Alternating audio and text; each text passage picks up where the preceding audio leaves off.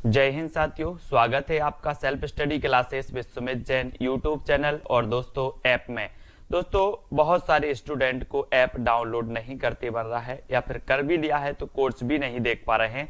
तो मैं आज उनको बता दूं कि ये जो सेल्फ स्टडी क्लासेस इस प्रकार से जब आप प्ले स्टोर से करते हैं तो ये आपका वेल जो है आइकन उसमें लगा हुआ है ना। तो इस प्रकार से सेल्फ स्टडी क्लासेस आपको सर्च करना है और ऐसे आइकन में आपको ऐप मिलने वाला है। ठीक है, तो दोस्तों हम देखें कि प्ले स्टोर में आपको इस प्रकार से दिखेगा ये सेल्फ स्टडी क्लासेस। ठीक है, ये प्ले स्टोर में आपको सेल्फ स्टडी क्लासेस का ऐप दिखने वाला है। ठीक है, ये इमेज उसमें डली है, ये आइकन, ये लोगो उसमें डला है। ठीक है, अब दोस्तों इसको इंस्टॉल करना है, यहां से आप इंस्टॉल करेंगे। ठीक है, अब इंस्टॉल करेंगे तो वहां पर आपको नंबर मांगेगा, जीमेल नंबर मांगेगा, तो आपको ओटीपी आएगा, तो आप रजिस्टर करके आगे बढ़ेंगे। दोस्तों हिंदी साहित्य का वीडियो स्टार्ट हो चुका है, तो सभी लोग वीडियो को लाइक करेंगे और हिंदी का पूरा वीडियो देखना है दोस्तों आपको बहुत अच्छी ट्रिक के माध्यम से, है ना। और हमारा रोज सुबह 9:30 बजे ट्रिकी वीडियो आता है हिंदी साहित्य का, जिसमें हम प्रश्नों को याद करते हैं, रचनाओं को याद कर सकते हैं, कवियों को, सभी कुछ याद करते हैं हिंदी साहित्य का। ठीक है, तो रोज सुबह 9:30 बजे देखना ना भूलें हिंदी का ट्रिकी वीडियो। स्टार्ट करते हैं दोस्तों। जो भी साथी अभी तक सब्सक्राइब नहीं किए हैं चैनल को, वो सब्सक्राइब कर लेना, वीडियो को लाइक करना है और शेयर करना है। पहले आपका टेस्ट होगा, फिर आपको ट्रिक भी बताई जाएगी। तो जल्दी से आपको बताना है जगत दुनियत के रचनाकार कौन है। 4 विकल्प हैं आपके सामने, जगत दुनियत के रचनाकार बताना है। और यहां पर दोस्तों क्या आ रहा है, जगत। क्या आ रहा है, जगत। और जगत में हमें अगर घूमना है तो अपने पदम से घूमना है। पदम यानी कि पैर से घूमना है। काय से घूमना है, पैर से घूमना है। क्या, जगत। तो जगत दुनियत के रचनाकार कौन होंगे, कौन होंगे, पदम से घूमना है तो पद्माकर। ठीक है, और दोस्तों पद्माकर का संबंध कहां से है, सागर से। ठीक है, सागर से है, और सागर में पद्माकर उत्सव भी मनाया जाता है, ये चीज भी आपको याद रखनी है। और भूषण की बात करें दोस्तों, तो भूषण का वास्तविक नाम था घनश्याम। क्या नाम था, घनश्याम, है ना। इन्हें उपाधि दी गई थी भूषण की, तो ये चीज भी याद रखना। रीति काल में एकमात्र वीर रस के कवि हैं भूषण जी, है ना, याद रखो। अगला क्वेश्चन देखते हैं दोस्तों, कवि कुल कल्पतरु के रचनाकार कौन है। 4 विकल्प हैं, बिल्कुल आसान है, आपको बताना है। 2 सेकंड आपको दिए जाते हैं और मैं आपको बता दूं दोस्तों कि यहां पर आ रहा है कवि कुल। और दोस्तों आपको पता है कि अपने अपने कुल की चिंता सभी को रहती है। आपका भी कुल होगा, आपके कुल की चिंता आपको है कि नहीं है, है ना। तो कुल की चिंता सभी को रहती है, इसलिए कवि कुल कल्पतरु के रचनाकार कौन होंगे, कौन होंगे, चिंतामणि। चिंतामणि यानी कि आपका जो विकल्प नंबर ए है वो बिल्कुल सही हो जाएगा। ठीक है, आपने दोस्तों मतीराम के बारे में कल पढ़ा था कि जो मतीराम है ये भाव सिंह के दरबारी कवि थे, है ना, भाव सिंह के। तो मती और भाव, है ना, तो ऐसा याद करना है। रीति संप्रदाय के प्रवर्तक कौन है दोस्तों, रीति संप्रदाय आपने पढ़ा है ना। अलंकार संप्रदाय, रीति संप्रदाय, रस संप्रदाय, ये सभी आपने पढ़े हैं। अब एक चीज बताना दोस्तों, आपने देखा होगा कि जो बामन लोग होते, बामन यानी पंडित लोग, है ना, वो क्या करते हैं, रीति रीति से पूजन करवाते हैं। कौन, बामन लोग। पंडित को बामन बोला जाता है ना, और बामन लोग रीति रीति से पूजन करवाते हैं भगवान का। ठीक है, तो रीति रीति से करवाते हैं, तो रीति संप्रदाय के जो प्रवर्तक होंगे कौन करवाते हैं, बामन करवाते हैं। तो बामन, है ना, रीति संप्रदाय के प्रवर्तक हैं बामन, याद रख लेना है आपको।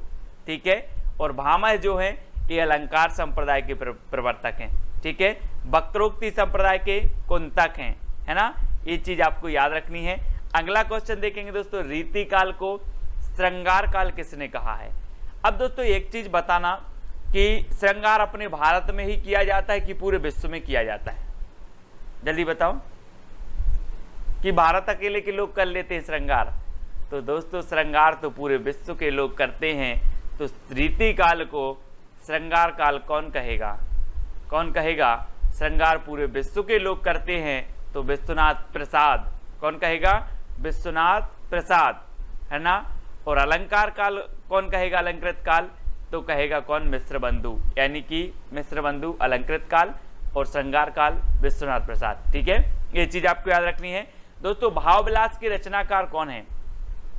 4 विकल्प हैं, 4 में से अपना चयन करके आपको बताना है। और हम बोलते ना आजकल, बोले आजकल तो आप भाव भी नहीं दे रहे, है ना, भाव नहीं दे रहे, है ना, या फिर भाव देव। अपन बोलते कोई भी आप सामान लेने जाते भाव देव, यार क्या है?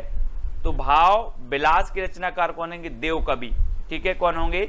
देव कवि। तो भाव देव। ठीक है, और दोस्तों देव कवि के बारे में आप जानते हैं कि जो देव कवि हैं इन्होंने 34वां छल नामक संचारी भाव माना है, ये चीज तो आपको पता है। घनानंद की बात करें तो इनकी प्रेमिका के बारे में तो आप जानते ही, इनकी प्रेमिका का नाम क्या था? सुजान, है ना। तो इनकी जितनी भी रचनाएं हैं सुजान सुजान करके आती हैं, तो वो भी याद रख लेना। बिहारी सतसई तो आपको पता ही है, बिहारी सतसई, है ना, बिहारी जी की श्रेष्ठ रचना है, ये तो पता ही है। ठीक है, तो इनको याद रख लेंगे। और पद्माकर की जगत विनोद हमने पढ़ ली, जो आपसे पूछी जाती है। अगला बताना, आलमकृत माधवानल कामकंदला की भाषा क्या है दोस्तों? अब एक चीज बताना दोस्तों, ये पूछी जाती है माधवानल कामकंदला किसकी रचना है? तो 2 कवियों की, एक गणपति की है और आलम की भी है। ठीक है, तो याद रख लेना है। और दोस्तों आपको बताना इसकी भाषा क्या है? तो भाषा इसकी क्या है दोस्तों? आपको पता है कि आपका आलम क्या है? हम बोल रहे आपका आलम क्या है यार? बोले हाँ, इस अवधि में तो आलम सही है, या अगली अवधि में आलम सही हो जाएगा। अभी आलम सही नहीं, अगली अवधि में आलम सही हो जाएगा, है ना। तो आलम अगली अवधि में सही होगा। तो आलम कृत जो माधवानल कामकंदला है, इसकी भाषा क्या होगी? अवधि। अवधि यानी सा नंबर आपका बिल्कुल सही हो जाएगा। ठीक है, खड़ी बोली की बात करें दोस्तों, तो खड़ी बोली जो है पश्चिमी हिंदी की बोली मानी जाती है। ब्रज, ये भी पश्चिमी हिंदी की बोली मानी जाती है। ठीक है, ये चीज आपको पता है ना, करनी है। और आपको पता है दोस्तों कि जो राजस्थानी, गुजराती और पश्चिमी हिंदी ये काय से निकली थी? सौरसैनी अपभ्रंश से। ठीक है, और अवधि काय की है? पूर्वी हिंदी की। अवधि, बघेली, छत्तीसगढ़ी, ये पूर्वी हिंदी की मानी जाती हैं। ठीक है, तो ये चीज आपको याद रखनी है। फिर आपको बताना, जैसे कंता घर रहे तैसे रहे विदेश, ये पंक्ति किसकी है दोस्तों? प्रेमघन की, भारतेंदु की, राधा कृष्ण की, या प्रताप नारायण मिश्र? एक चीज बताना, जैसे घर रहे वैसे विदेश रहे, मतलब व्यक्ति का प्रताप जैसा घर में है वैसा ही विदेश में है। क्या? प्रताप। तो जैसे कंता घर रहे तैसे रहे विदेश, है ना। चाहे घर में हो तो प्रताप वही होगा, विदेश में हो तो भी प्रताप वही होगा।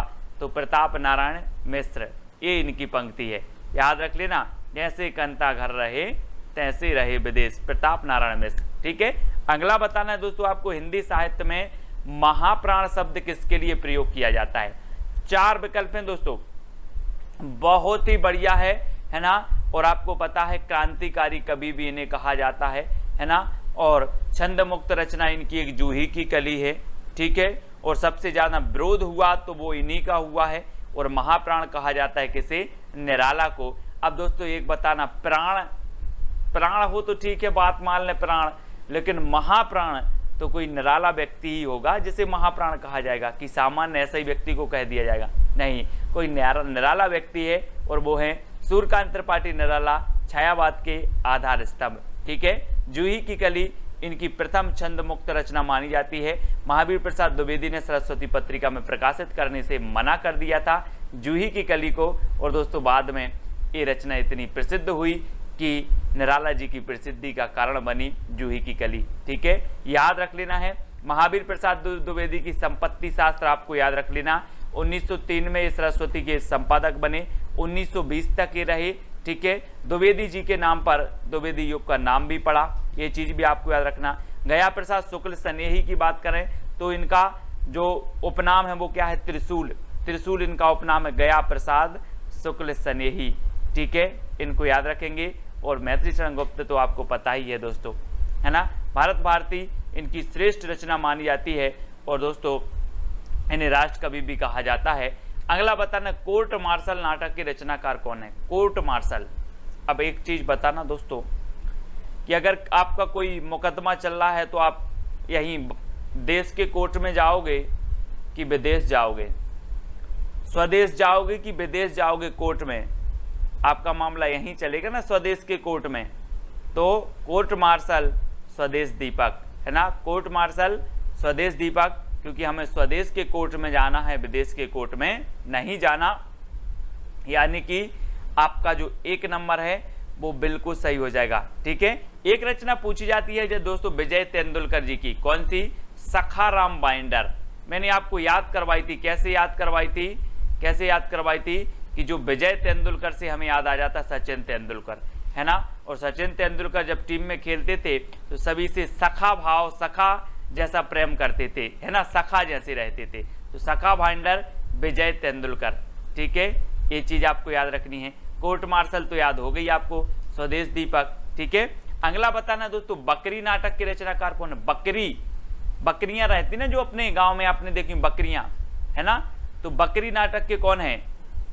4 विकल्प हैं दोस्तों।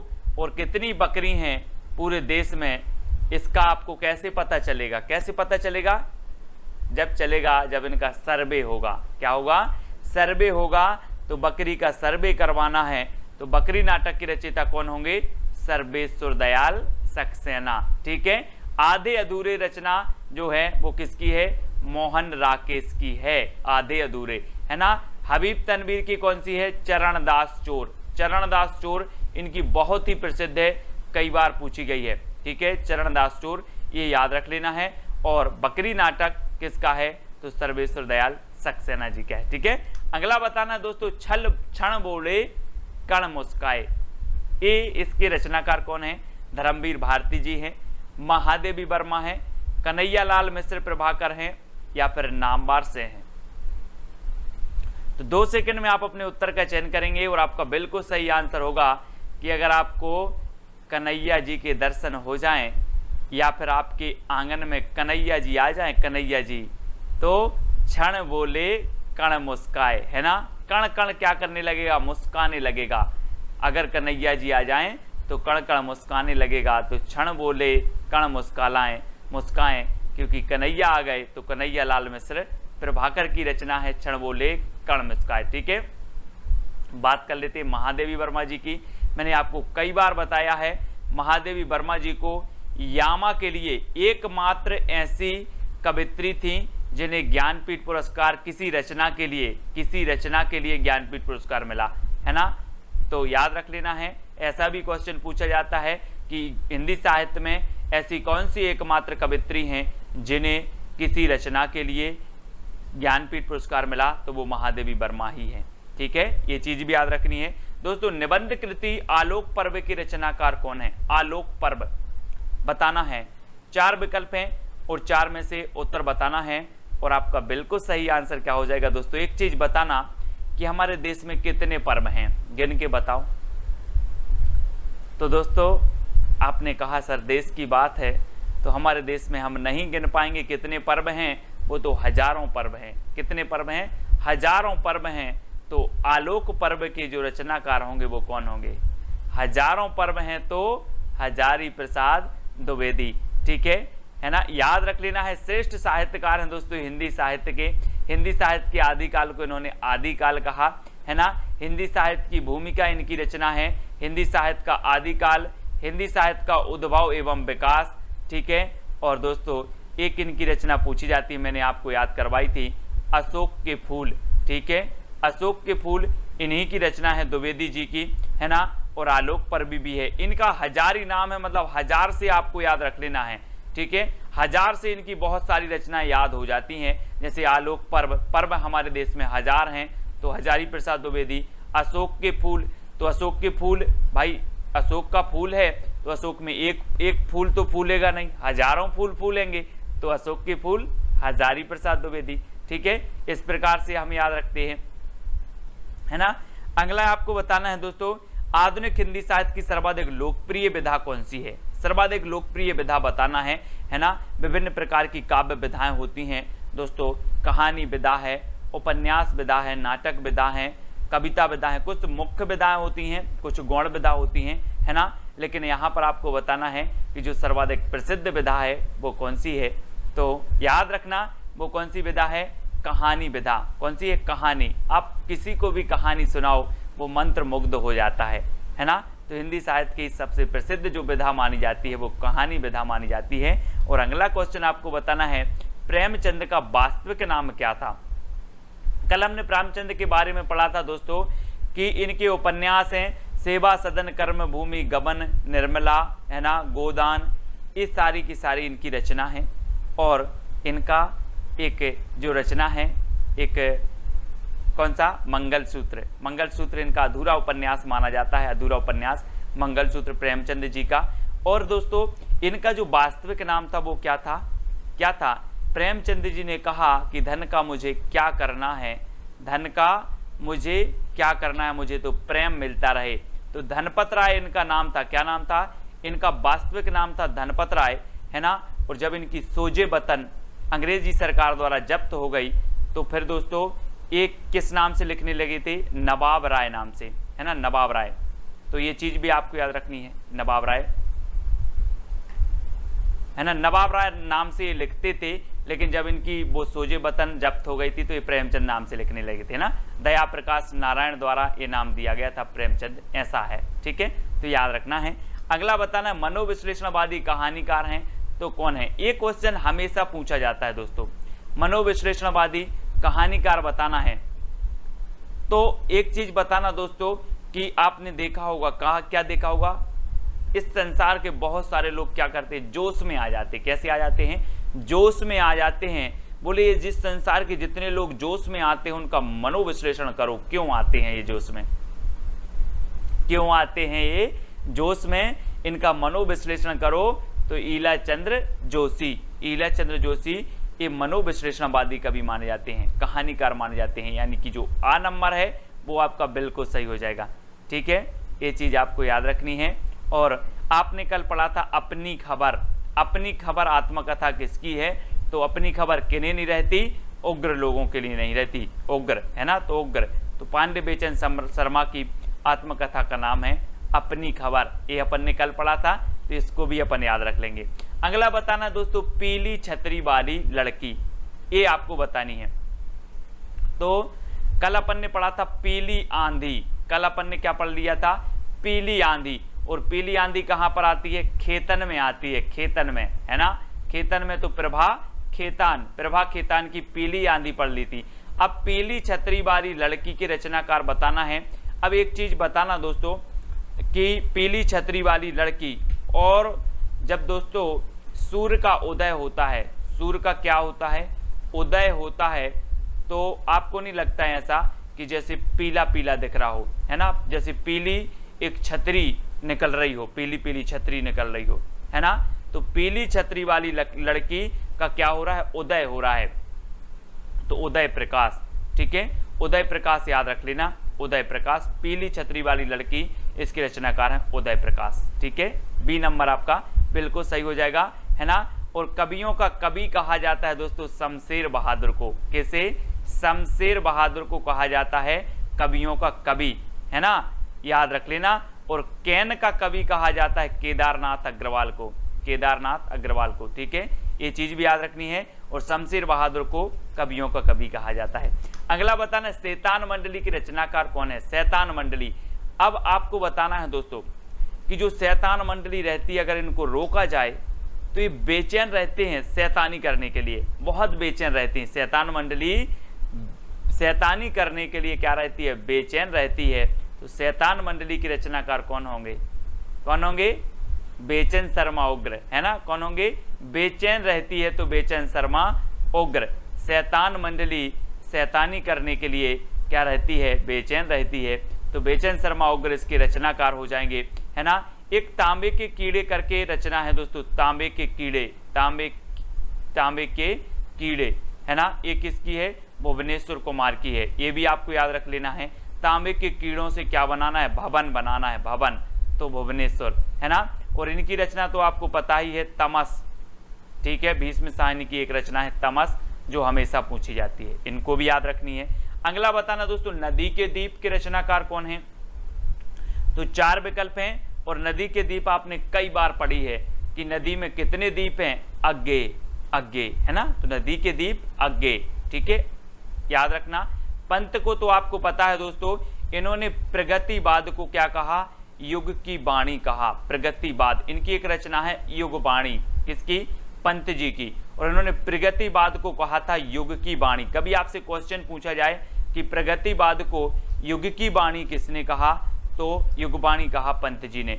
ठीक है, सुमित्रा नंदन पंत प्रकृति के चेतेरे कवि कहे जाते हैं, ये चीज भी आपको याद रखनी है। और भारतेंदु जी के बारे में तो आपको मैं कई बार बता चुका हूं कि 1850 में इनका जन्म हुआ, 1885 में इनकी मृत्यु हो गई थी। किसकी? भारतेंदु जी के।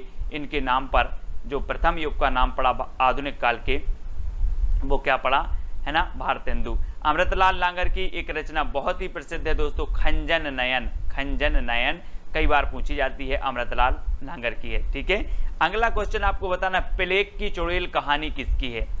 भगवान दास की है, रामचंद्र शुक्ल की है, किशोरी लाल गोस्वामी की है, या फिर वृंदावन लाल वर्मा की है? प्लेग की चुड़ैल। अच्छा दोस्तों, एक चीज बताना कि अगर किसी को चुड़ैल, अपन बोलते ना कि यार उसको चुड़ैल लग गई थी, बोल देते हैं। अगर किसी को चुड़ैल लग जाए तो कहाँ पहुंच जाना? भगवान के पास पहुंच जाना, सारी की सारी चुड़ैल उतर जाएंगी, है ना? अपन बोल देना यार भगवान के पास ले चलो, भूत उतर जाएंगे इसके, तो सारी की सारी चुड़ैल उतर जाएंगी। कहाँ ले जाना है? भगवान के पास। तो भगवान दास, प्लेग की चुड़ैल इनकी रचना हो जाएगी। ठीक है, सभी लोग याद रख लेना, हिंदी का पाणिनि कहा जाता है किसे? किसे कहा जाता है हिंदी का पाणिनि? किशोरी लाल गोस्वामी, है ना? याद रख लेना है, हिंदी का पाणिनि इन्हें कहा जाता है, किशोरी लाल गोस्वामी को। और वृंदावन लाल वर्मा की एक रचना है दोस्तों, मृगनयनी। ठीक है, मृगनयनी याद रखना है। ठीक है, इनकी रचना मृगनयनी है। और ऐतिहासिक उपन्यासकार माने जाते हैं कौन? वृंदावन लाल वर्मा। ठीक है, याद रखना है, सभी लोग याद रखेंगे। और अगला क्वेश्चन बताना है, उदंत मार्तंड के संपादक कौन थे? दोस्तों आपको पता है कि हिंदी का जो प्रथम समाचार पत्र था वो कौन था? उदंत मार्तंड था। ठीक है, और ये कब प्रकाशित हुआ?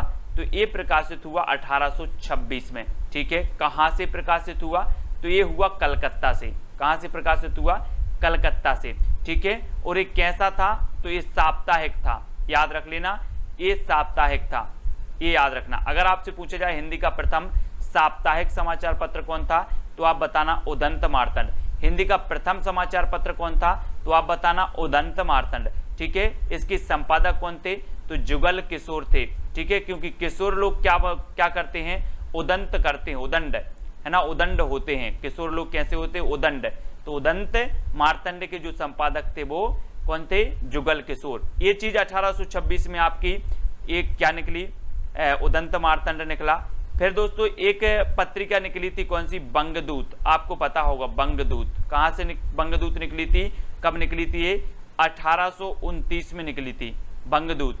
फिर हिंदी का प्रथम दैनिक समाचार पत्र कौन सा था? समाचार सुधावर्षण। कौन सा था? समाचार सुधावर्षण। ठीक है, कब निकला ये? 1854 में। 1854 में, है ना? याद रख लेना। और 1855 में दोस्तों एक निकला था प्रजा हितैषी। कौन सा निकला था? प्रजा हितैषी।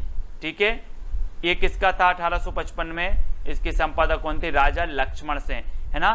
श्याम सुंदर सेन ने कौन सा निकाला?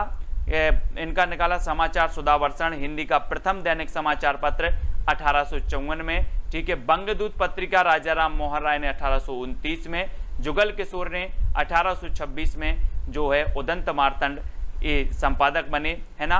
और इस साप्ताहिक था।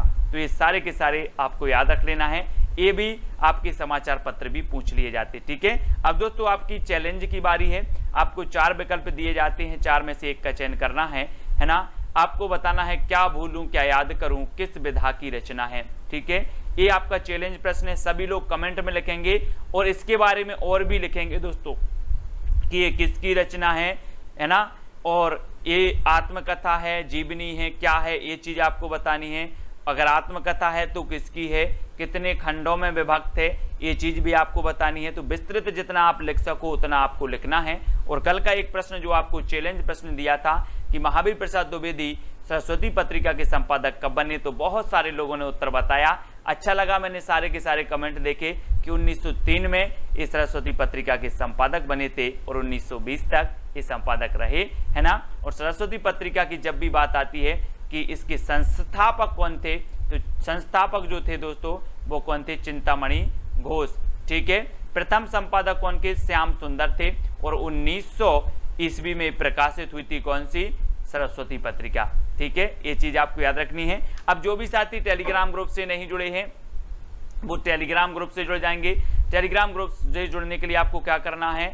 सर्च करना है IAS स्टडी ट्रैक और ज्वाइन हो जाना है। और साथ ही दोस्तों व्हाट्सअप ग्रुप है अपना हिंदी साहित्य का, उसमें जुड़ने के लिए आपको क्या करना है? 9098609291 इस पर आपको क्या करना है दोस्तों?